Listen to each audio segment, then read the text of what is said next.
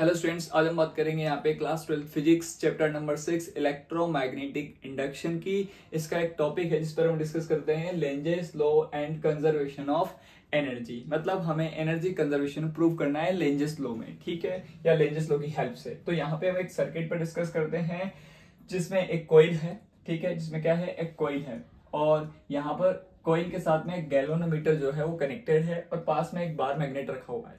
अगर ये bar magnet बिल्कुल रेस्ट में है तो इस कॉइल के अंदर इस गैल्वेनोमीटर में कोई डिफ्लेक्शन नहीं आएगा, बिकॉज ऑफ यहाँ पे इस कॉइल से एसोसिएटेड जो फ्लक्स है वो चेंज नहीं होगा, वो कांस्टेंट होगा। तो फ्लक्स जब कांस्टेंट होगा तो इंड्यूस करंट नहीं आएगा, इंड्यूस ईएमएफ नहीं आएगा।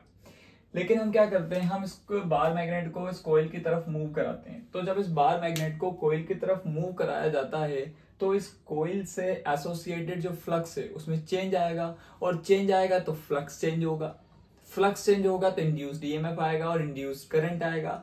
और उस इंड्यूस्ड करंट का direction according to Lenz law ऐसा होगा कि वो उन रीजंस का अपोज करेगा जिसकी वजह से उसका प्रोडक्शन हो रहा है। तो प्रोडक्शन क्यों हो रहा है भाई, इसमें इस बार मैग्नेट के एन पोल को आप इसके पास में लेके आ रहे हो, तो पास में लेके आने की वजह से क्या हो रहा है, प्रोडक्शन हो रहा है। तो पास में लेके आने का अपोज क्या होगा, दूर जाना। तो यहाँ पे इस कोइल के पास में कौन सा वाला पोल बनेगा, है ना, एन पोल बनेगा। अब एन बन गया, इधर एन है तो एन को क्या करेगा, रिपेल करेगा। तो यह रिपल्शन एक्ट करने लग जाएगा। लेकिन हम अगर कंटिन्यूसली इसको मैकेनिकल फोर्स लगा के इधर लेके आए तो क्या होगा, अगर हम कंटिन्यूसली मैकेनिकल फोर्स लगा के इधर लेके आएंगे तो कोइल से एसोसिएटेड फ्लक्स कंटिन्यूसली चेंज होगा, तो उसकी वजह से इंड्यूस करंट कंटिन्यूसली आएगा। तो इसका मतलब जो हम मैकेनिकल वर्क कर रहे हैं इस रिपल्शन के अगेंस्ट में, वो किस में कन्वर्ट हो रहा है, इलेक्ट्रिकल एनर्जी में कन्वर्ट हो रहा है। अच्छा, अब अगर हम ऐसे करें कि हम इसको दूर लेके जाएं, हम इस बार मैग्नेट को दूर लेके जाएं, तो हम बार मैग्नेट को दूर लेके गए। तो अगर हम बार मैग्नेट को जब दूर लेके गए तो हमने क्या देखा कि दूर ले जाने पर भी इस कॉइल से एसोसिएटेड जो फ्लक्स है वो चेंज हो रहा है। तो ये जो फ्लक्स चेंज हो रहा है, दूर ले जाने फ्लक्स चेंज हो रहा है, तो इंड्यूस्ड ईएमएफ आएगा, इंड्यूस्ड करंट आएगा, जिसका डायरेक्शन ऐसा होगा कि वो उन रीजंस का अपोज करेगा जिसकी वजह से इसका प्रोडक्शन हो रहा है। तो इंड्यूस्ड करंट का प्रोडक्शन क्यों हुआ, इस बार हम एन पोल को उससे दूर ले जा रहे हैं कॉइल से। तो यहाँ कौन सा पोल बनना चाहिए, दूर ले जाने का अपोज होता है पास आना। तो पास कब आएगा, जब यहाँ साउथ पोल बने। तो साउथ पोल बनेगा तो यहाँ अट्रैक्शन एक्ट हो जाएगा। तो अट्रैक्शन एक्ट होगा, लेकिन हम इसको कंटिन्यूसली इससे दूर ले जा रहे हैं, तो हम मैकेनिकल वर्क कर रहे हैं इस अट्रैक्शन के अगेंस्ट में, एक मैकेनिकल वर्क कर रहे हैं दूर ले जाने के लिए। अब दूर ले जाएंगे तो इससे कॉइल से एसोसिएटेड जो फ्लक्स है वो कंटिन्यूसली चेंज होगा, ठीक है। और जब तक चेंज होगा तब तक इसके अंदर इंड्यूस्ड ईएमएफ आएगा, इंड्यूस्ड करंट आएगा। तो ये जो मैकेनिकल वर्क हम इसको इस अट्रैक्शन के अगेंस्ट कर रहे हैं ना, वो कन्वर्ट हो रहा है इलेक्ट्रिकल एनर्जी में। तो मैकेनिकल वर्क है वो कन्वर्ट हो रहा है इलेक्ट्रिकल एनर्जी में इस बार भी।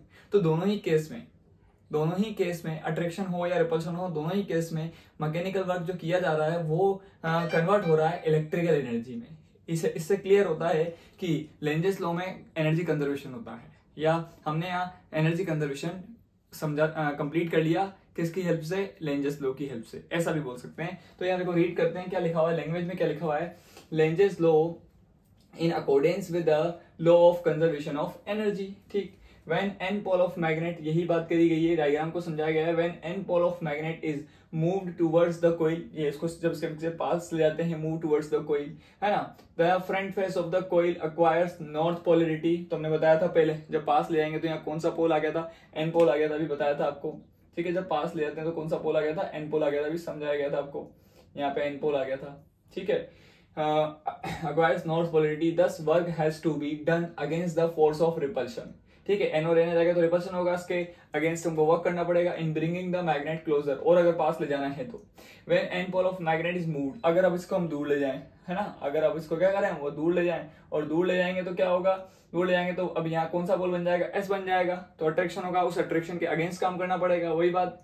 When an pole of magnet is moved away south pole develops on the front face of the कोई, देखो साउथ पोल बन गया, ठीक है। Therefore work has to be done against the force of attraction in taking the magnet away from the coil, वही वाली बात, ठीक है। तो दोनों ही केस में हमें यहाँ पे जो है मैकेनिकल वर्क करना पड़ेगा, और मैकेनिकल वर्क जब हम करेंगे तो वो इलेक्ट्रिकल एनर्जी में कन्वर्ट हो जाएगा।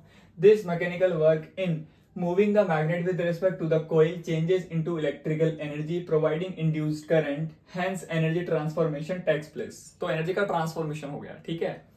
When we do not move the magnet work done is zero. तो अगर हम मैग्नेट को नहीं चलाएंगे तो वर्क डन क्या होगा, जीरो होगा। बिल्कुल, जब हम मैग्नेट को चला ही नहीं रहे, मैकेनिकल वर्क कर ही नहीं रहे, तो कोई इलेक्ट्रिकल एनर्जी आ नहीं रही, मतलब वर्क डन नहीं कर रहे, तो कोई यहाँ पे ट्रांसफॉर्मेशन नहीं है। वर्क डन ही जीरो है तो फिर मैकेनिकल एनर्जी क्यों कन्वर्ट होगी इलेक्ट्रिकल एनर्जी में, वर्क डन ही नहीं है।